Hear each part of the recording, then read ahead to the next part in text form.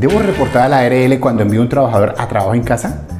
¿Puedo hacerlo verbalmente o debo hacerlo por escrito obligatoriamente? Estas y otras dudas las resolveremos en este video.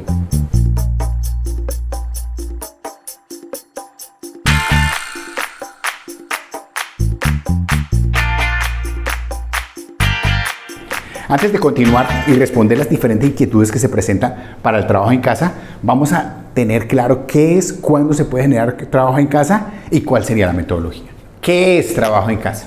Trabajo en casa es la habilitación del trabajador para desempeñar transitoriamente sus funciones o actividades laborales por fuera del sitio donde habitualmente trabaja y la realiza sin modificar la naturaleza del contrato o relación. Se cuenta que aquí ya estamos viendo algo laboral. Dice donde habitualmente trabaja, es decir, ya hay un vínculo contractual. Partamos de eso. Cuando se presentan circunstancias ocasionales, excepcionales o especiales. Circunstancias ocasionales, excepcionales o especiales.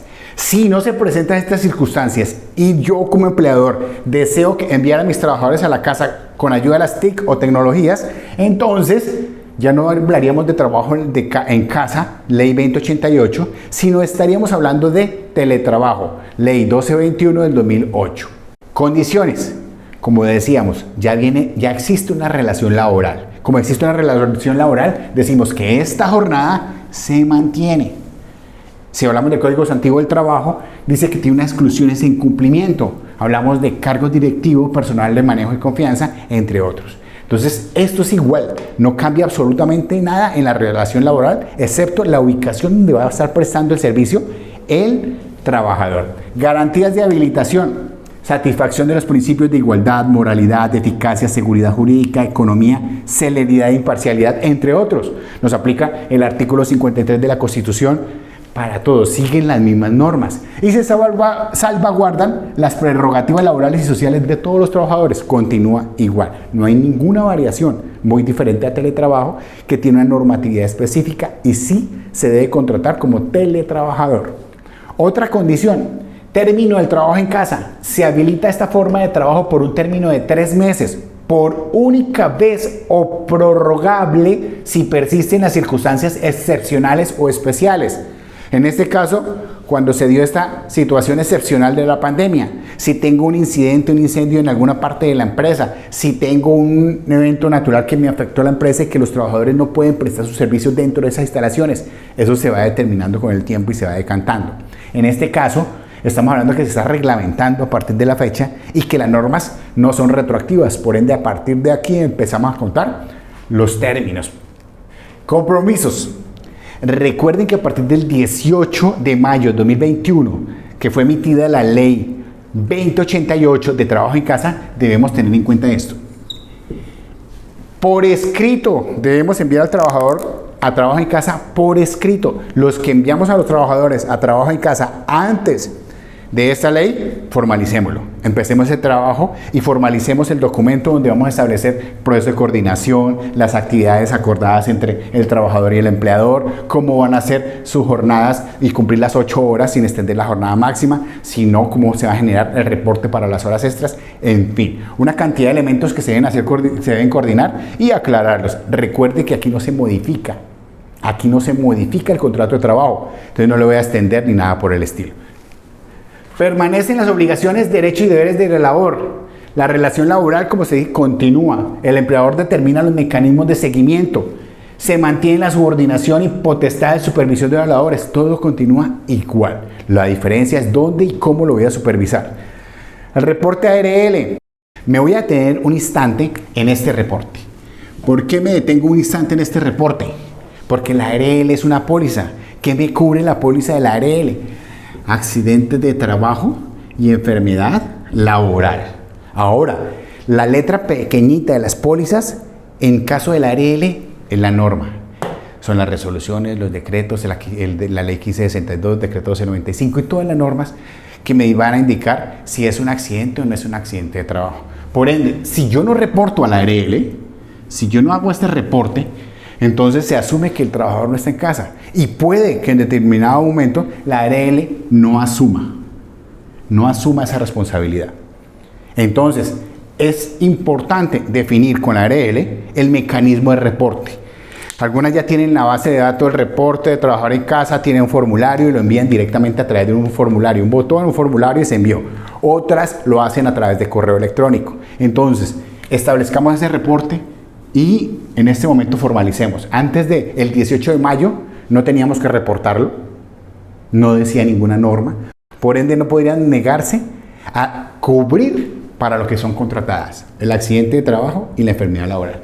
Pero ahora, si nosotros no reportamos, no formalizamos esa situación actual, es muy posible que si tenemos una fatalidad por causa de una electrocución en el montaje de los equipos, digan, no, pero el señor no está reportando que estaba en casa. Por ende, no lo podríamos cubrir porque la póliza me lo está diciendo. Usted debió haberlo reportado. Entonces, es muy importante este reporte para tener ese cubrimiento y que la póliza nos cubra de forma adecuada. Beneficios. Dentro de los beneficios que se tienen con esta ley o que se confirman para los beneficios que tenemos actualmente en la parte de la relación laboral, hay unos adicionales o que se cambian o se permutan. Entonces tenemos elementos del trabajo. El empleador debe hacer un acuerdo. ¿Con quién hace ese acuerdo? El empleador hace ese acuerdo con el trabajador para poder utilizar los equipos del trabajador. Si el empleador no hace ese acuerdo, debe suministrar todos los equipos y herramientas. Tengámoslo presente. Por eso debe estar todo por escrito. Entonces, las actividades, la forma de supervisión, si va a suministrar el empleador los equipos o si el empleador acepta ese acuerdo y utiliza los equipos propios. Eso me lo dice la ley. Desconexión laboral. Es un beneficio dentro de esta ley porque no estaba claro el proceso de horas extras, el proceso de desconexión e inclusive algunos empleadores estaban llamando a extras jornadas extensas, 8, 9, 10 de la noche, a pedir informes, a solicitar información o continuaban con una jornada extensa porque el trabajador estaba en casa. Entonces, esto ya nos protege y continuamos con nuestra jornada ordinaria. Y de tal forma que yo voy a tener mi espacio libre para mi familia, mi jornada de 8 horas, y si voy a tener horas extras, me reconocen esas 2 horas extras con previa autorización del Ministerio de Trabajo y continúo con mi vida común y corriente dentro de ese proceso de desconexión laboral. Ahora vamos a hablar de otro derecho. Para los trabajadores que tengan hasta 2 salarios mínimos legales vigentes se reconoce el pago de transporte a título de auxilio de conectividad digital. Entonces, todo el que tenga derecho a auxilio de transporte tiene derecho a auxilio de conectividad para no desmejorar al trabajador con el trabajo en casa. Lo demás continúa. Se cuenta con el derecho a percibir los salarios, prestaciones sociales derivadas de la relación laboral, etc. Toda la relación laboral continúa de igual forma. Como estrategia también debemos tener en cuenta los canales de comunicación que deben tener las empresas y las entidades públicas para mantener una comunicación continua con sus ciudadanos y usuarios.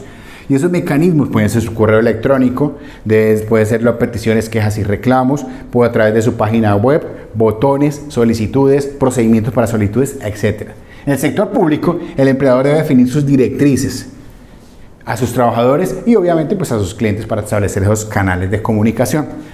Para terminar esta actividad, vamos a hacer un ejercicio y es cuáles riesgos tenemos al tener al trabajador en casa. Si yo tengo al trabajador en casa, ¿cuáles riesgos tengo? Vamos a dividirlo en riesgos laborales y vamos a dividirlos en riesgos jurídicos o administrativos. Hablemos de jurídicos o administrativos.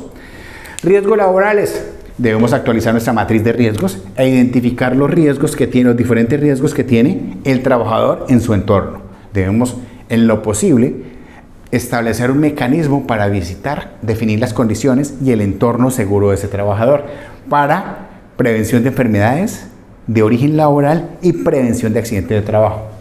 Jurídico-administrativos. Empezamos con lo que ya dijimos por parte de la ARL. Por parte de la ARL, si yo no reporto a la ARL, es muy posible que este trabajador que está en casa sufra un posible accidente de trabajo o adquiera una posible enfermedad laboral y la ARL no me lo cubra. Por eso debemos generar todo esto, un ciclo, e incluirlo dentro de ese sistema de gestión.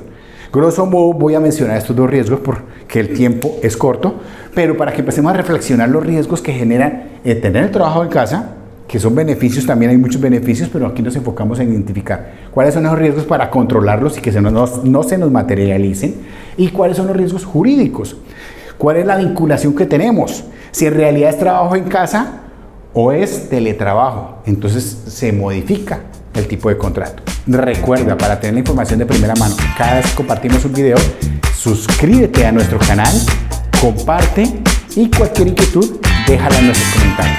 Muchas gracias.